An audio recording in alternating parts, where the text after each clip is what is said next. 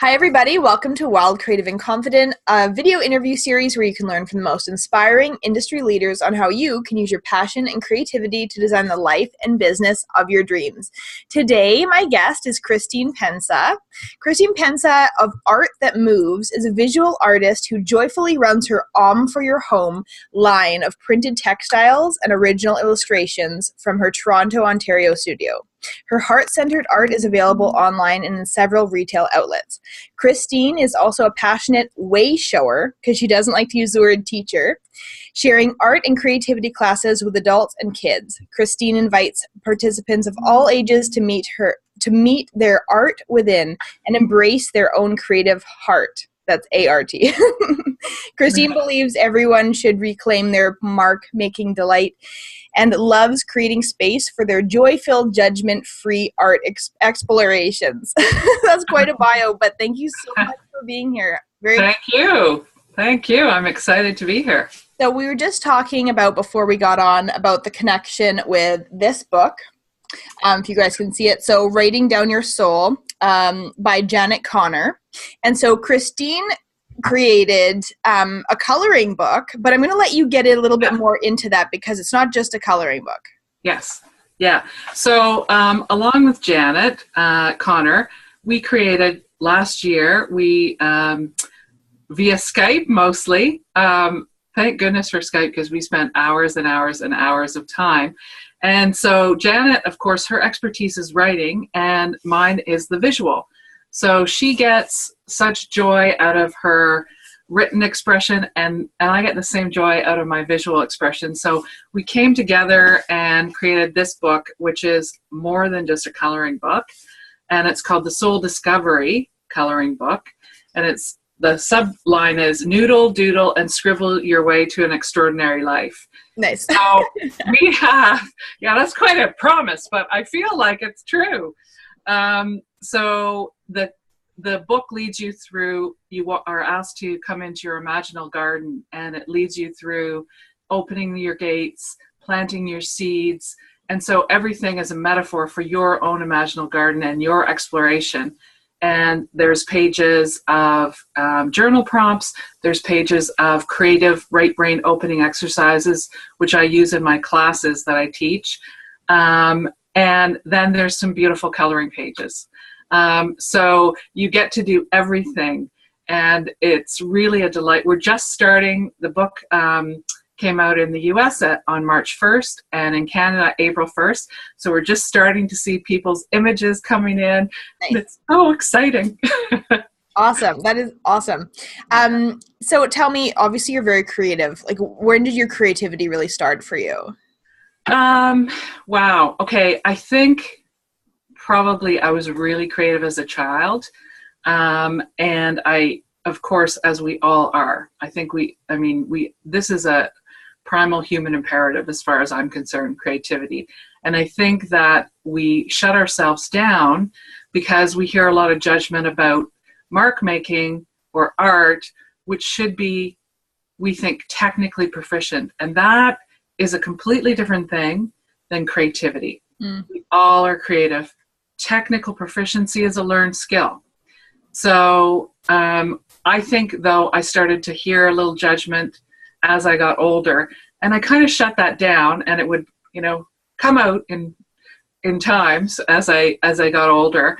But it wasn't probably until I had my first child that I left a job that I really hated, and I really began to embrace my creativity again. I said, you know what, if I had to go to a place of work, what would it be that would bring me joy? And that's kind of when I switched over, and not that it was, it wasn't that quick and easy, but thank goodness, because I feel like it saved my life.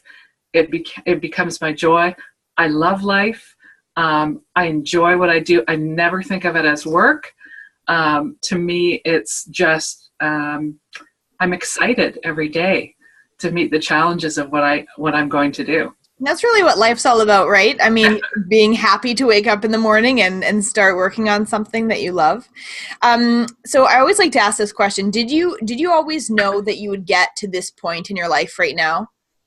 Oh my goodness. Okay, so that's interesting. No, I did not. Um,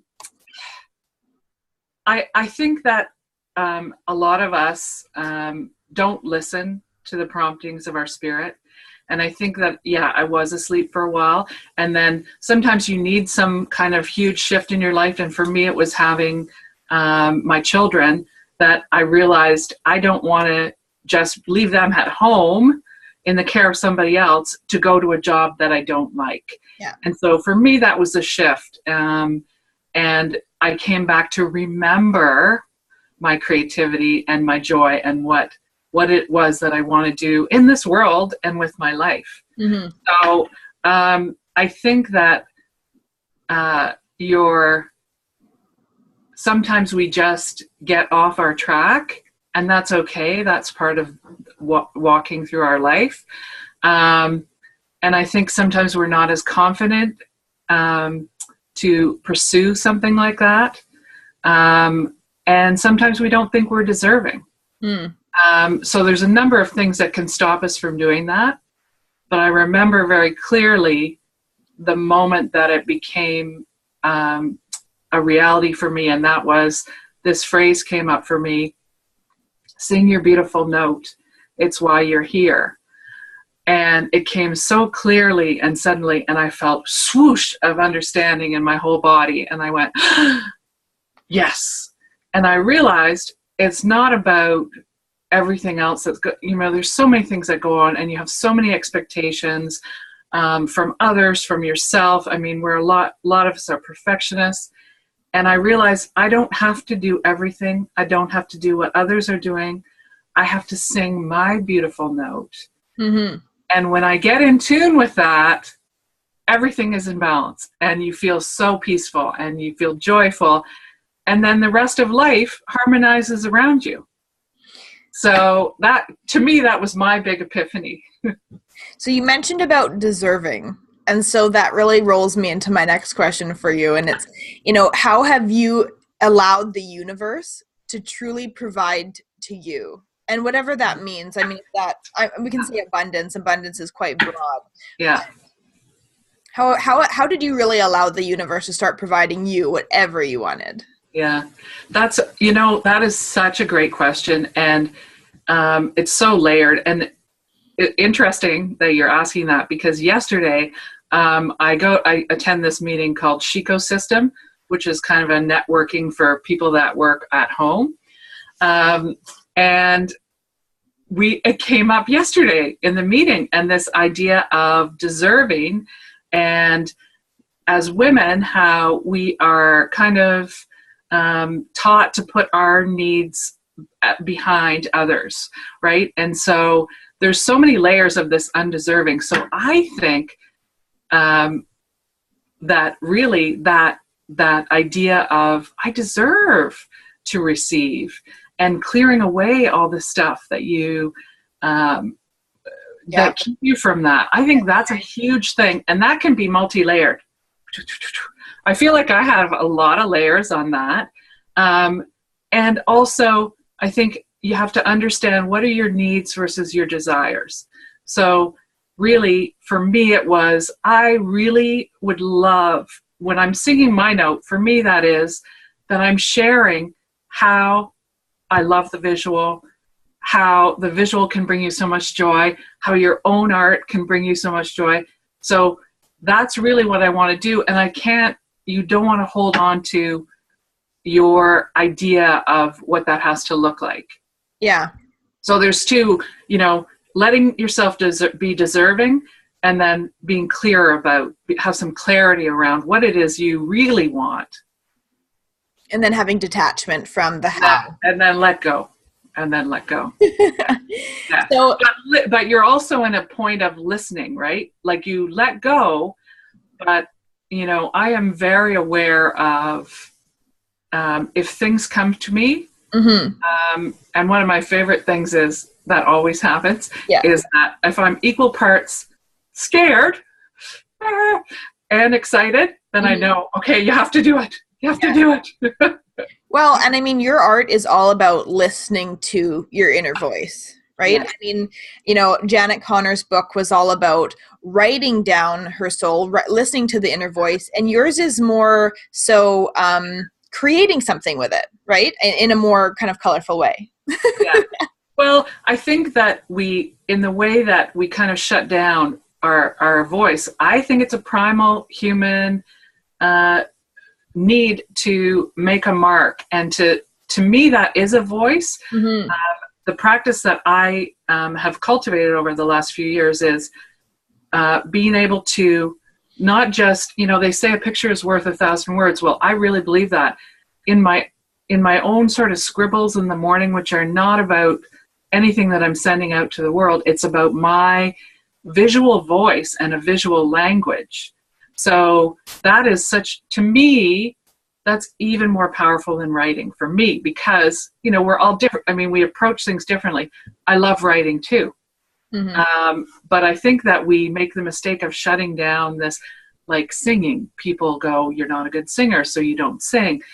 So, you know, or society's really classifying people's sit in the corner. Society's really classify, you know, people's talents to be good or bad, and you only go out with it if you're, you know, good or above satisfactory or something. Yes, yeah. So much judgment, right? It is funny though. I was talking to one of the speakers, and she was saying that every morning she has her own ritual where, well, she's not, you know, writing or drawing, but she's having her coffee with the universe. And she's writing. She, you know, writes in her journal everything she wants. So everybody kind of has that practice that they do in a sense. And I was wondering, do you think it's very beneficial for them to do it daily? Oh, absolutely. I mean, I think that now, because I am a creative person and because I can tune in to what I need in a particular day, things come in and out of my practice. But I have a practice that has I have a toolbox of things. Like one of them I said to you is scribbling. And, you know, I could invite people to maybe try this. What you do is sit there, feet on the ground, as though you're in a meditative position. And you have just a piece of paper, close your eyes, take 3 deep breaths, and ask a question. And scribble for 5 seconds with your eyes closed. And then you'll see some crazy scribble. But I'll tell you, you turn it round and round. And remember when you were a kid, you would look at clouds? Yeah. And you would see things? That's what you'll see there. And so you'll start, and then you can work on it and try and refine it. And I get so many messages. And I do this first thing in the morning, almost every morning of my life, along with my prayers of gratitude and my other things. And sometimes that leads me into writing, because sometimes there's so much information in that scribble that I feel like, oh, okay, I need to write some of this down, and I write it down. So I think it doesn't have to be rigid, like, oh, I have to do X, Y, and Z every day. Yeah. But just taking that time for yourself, and I'll tell you what I do is I hide in my room, because my husband goes to work early, and I don't want my dog to hear me, because my dog will immediately want his needs attended to. Really quiet, and I stay in my room, and that's my time for myself.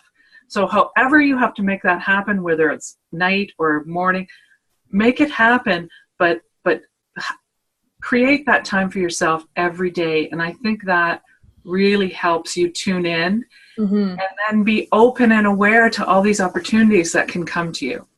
Yeah, absolutely. And just and create your own little ritual, whatever that is, right? You know, you're going to be able to find something that is totally unique to you that works the best for you to help you get your answers. Exactly. It's funny that you're talking about scribbling, because actually the other day, I know it was yesterday, I just had this journal I usually write in, and I was like, I'm just going to like close my eyes and just like scribble for a minute. I must have just done it for like 30 seconds. And I think I was scared to open my eyes to see what it was. And I turned it around. And I was like, that kind of looks like a dragon. I was like, that's kind of interesting. Okay, see? Yeah. See? Because exactly. And then you interpret that like dragon can mean something to me. It can mean something completely different to you. Mm-hmm. So I also think that you need to honor your own voice, and whether you do it through writing or art or singing or dancing, you start to listen to what your own voice has to say. Mm-hmm. Like, don't listen to what dragon means in, the animal medicine book or whatever, because dragon can be something completely different for you. Mm-hmm. And so you need to begin to learn to listen to yourself, I think. Just like color has different meanings for everybody, right? Yes. It's not just about what that representation of color is on the internet. It's like we all have these connections to color and how they make us feel. Exactly. So, yeah, I often do intuitive. See, I've got pink on today.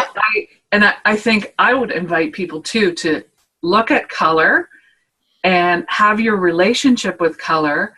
And, on a day, let's say you wake up. I often ask for a color of the day, again, Mm-hmm. during this time before my dog knows that I'm awake. And I ask for a color of the day. And I call that my sacred color of the day. And I honor whatever comes to me. And so maybe I don't have something purple to wear, but I put on purple underwear. Yeah. Okay. Whatever. Maybe you have a pair of purple earrings. Whatever you hear, then think about that. And now you're walking to the subway and you see this beautiful tiny purple flower that you wouldn't have noticed. Yeah. It kind of opens up your day and you feel, oh, thank you. People are like, what's wrong with Christine? She's wearing black 5 days in a row. I'll have to say, I don't have any. Well, I have a couple pairs of yoga pants that are black, but I don't have anything black. Good for you. Good for you. As you look in I saw this little thing. It was going around on Instagram and I kept it because it just, connected with me. And it said, is a girl putting her hair in a bun, which I always usually wear. And it said, she might always wear black, but she's got the most colorful mind. And I was like, that's me. Yeah, exactly. She's probably wearing the purple underwear. Totally. She's got some colorful underwear on. Tell me what's been your biggest achievement to date, through your journey? Okay, well, I'll circle back to that idea of listening to your voice. So I think probably my biggest achievement is learning to trust myself, and cultivating that dialogue with my own voice. And I think that makes decisions so much easier, because I say, you know what? Maybe even if I make this decision, maybe it's not going to turn out okay, but I really feel like I need to do it. And so I'm going to do it. And I listen to myself. And then I have so many amazing accidents and things. Sometimes I'm doing something and I'm going, I am not sure why, but I really feel I need to take this course or go to this different coffee shop today or whatever. And something always presents itself. So I really feel like, and of course, I'm not so great all the time. Sometimes I'm a human being. So yeah, I feel like sometimes I go, oh darn, why didn't I listen to that? Yeah. And I feel like I've only cracked the surface of all the gold that lies in my listening to my own heart. But to me, I feel like that was a really tough lesson for me. And so I'm going to say that's my biggest achievement. Have you found that looking back through the years, maybe you had different businesses you were doing or just life, when you weren't using your intuition, did you ever find that things didn't work out for you as well? Things went a little bit more sludgy? Absolutely. Absolutely. I think that when I did things that I thought I had to do, it was really hard, and it's like pushing a boulder uphill, because you go, well, I feel that I have to have this particular class, and I didn't like it, Yeah. I offered classes, other people said, well, this is what you should do. Or when I've painting, I would always try and go, well, should I paint this slightly differently, or maybe this is too much for people. And that never worked out. So I feel that listening to myself and I mean, that's why I'm counting it as an achievement, because even though I'm not perfect at it, I do it so much more. And the whole soul discovery coloring book came about because of a couple little steps that I took that I at the time went, not sure why I'm doing this, but I really in my heart felt like, no, you need to do that, be there and do that particular thing. And that's what led me to that exercise, which was something completely unexpected and has brought so much fun and joy. Only when we get to that stepping stone in the future, like life might seem like it's not making sense, not working out, but if we, bad things can happen, but if we trust, right, and then we get to that, stepping stone later down the road, only can we see when we look back, can we connect all the dots and say, well, that was for this reason, right? So exactly. That's your story in a nutshell. Yes, exactly. Yes. Because you don't, here's the thing, what you can say, here's what I want for myself, is so limited as compared to what the universe is seeing. I mean, there's this other view that can see all the little things that need to fall into place. And so that's why you have to let go, because I feel like my imagination can never be as great as the universe's. And so I feel if I let go and just follow the promptings of my heart, then I'll be in the right place to receive at anything that needs to come in. Yeah, absolutely. Okay, so if you could suggest to any of the entrepreneurs or future change makers that are watching, regarding a method that's been really beneficial to you, that could help them, really follow their own authentic true calling, really find their voice. Yeah. What would that be for you? Well, it's such a personal thing. I think that really in your heart, everybody already kind of knows what their true authentic calling is. And so I guess I suggest just to begin to start to hear what the steps are and what that voice is telling you. And I'm not saying, run out and quit your day job and jump in both feet without thinking about it, because sometimes that's the right thing to do, and sometimes it's not. So I think that this idea that we talked about listening to your own self and really cultivating that practice is so helpful in making those decisions. So if you need to make the decision, I really have to leave this job, then you've already got a practice in place. So, I shared a little bit about my personal practice, but I would say, get in touch with your voice, get to know her, get out in nature, go stand by water. God, that's healing. Sing. And who cares if you can't sing like me? I sing all the time and I'm horrible. Dance. And then, of course, make art. Like, start to make art that you don't care what it looks like, because that's your voice. And, another great tool I find is mandala making, because that's making art and it's a meditation at the same time, and it can give you messages. But really it comes down to just starting to listen and then taking a step, and then taking the next step, and then taking the next step. And then that is when you start to sing your beautiful note. Yeah. And that's when we get to hear it from you. Which is probably one of the most daunting things for people, right? But it's really just pushing through. And I mean, we can say use your intuition over and over and over again, but I think that maybe using your intuition and allowing your inner voice to come out are almost two different things, right? Because a lot of the time you don't know what your inner voice wants to say, right? So Yeah. Well, I think we also sometimes you can confuse your intuition with your ego saying, no, do that. Right?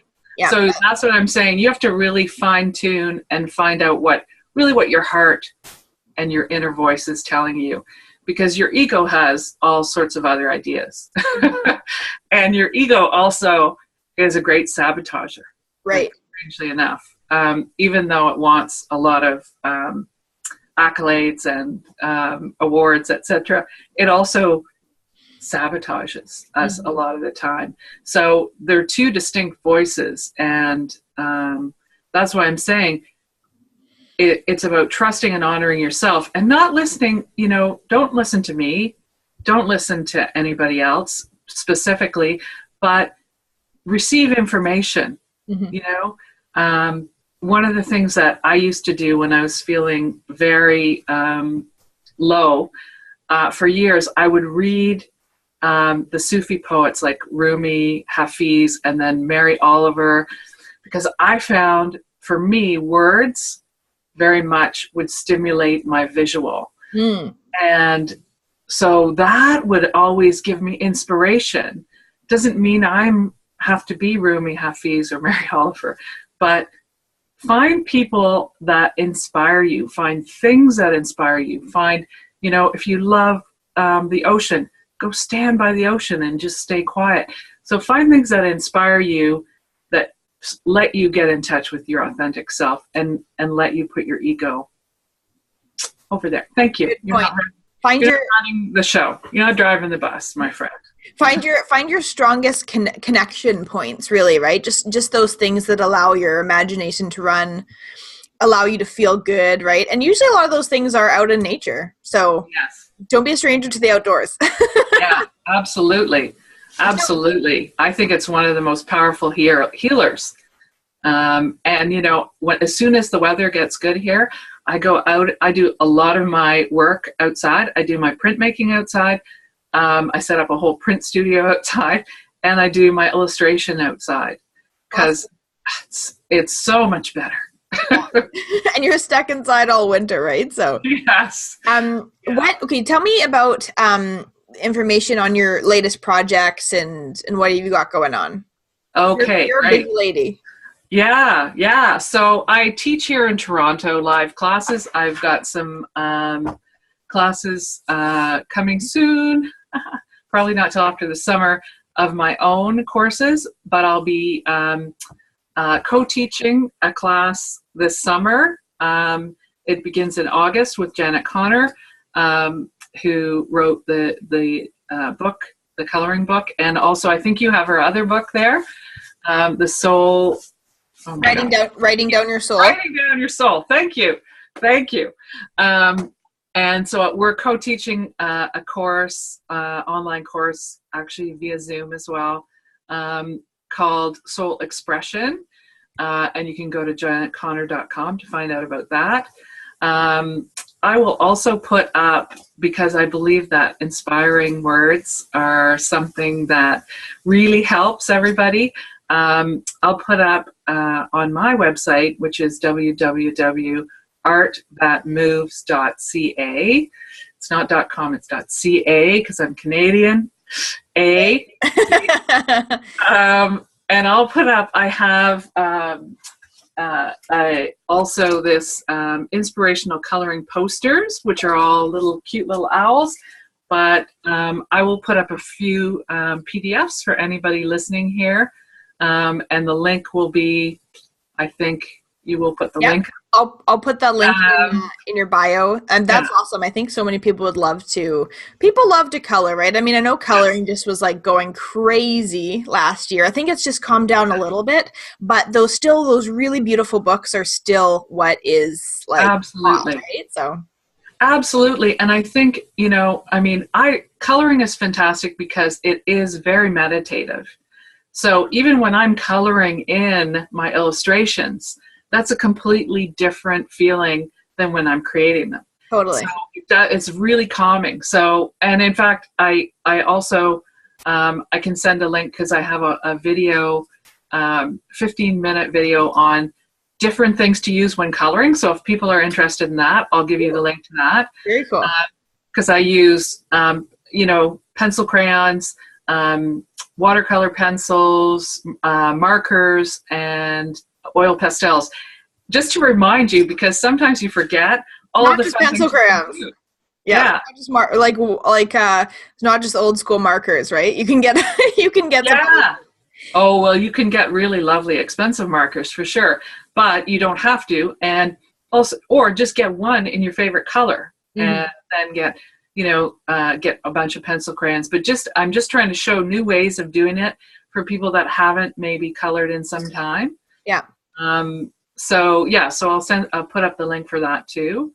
And the experience of coloring in a crayon is much different than coloring in a marker or a pastel, right? Absolutely, absolutely. Yeah. So I got one more question for you before we go, and it's, what is it that makes you wild, creative, and confident? Wild. You know what?